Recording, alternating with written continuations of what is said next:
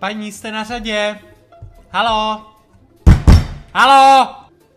Ten nákup je ještě váš? Ne, to už není moje. A ty rozdělováky na ten nákup, vypadá to asi nějak zhruba takhle, si myslíte, že tady máme proč? Nenapadá mě jediný pádný důvod. No pro parádu asi ne. Ono to stojí 60, no tak to nechci. Tak proč si to bereš? Já se asi špatně podívala, storno by nešlo. Jo, storno bys chtěla, zlatičko, a ty si myslíš, že ho asi umím, že jo? No jako jo.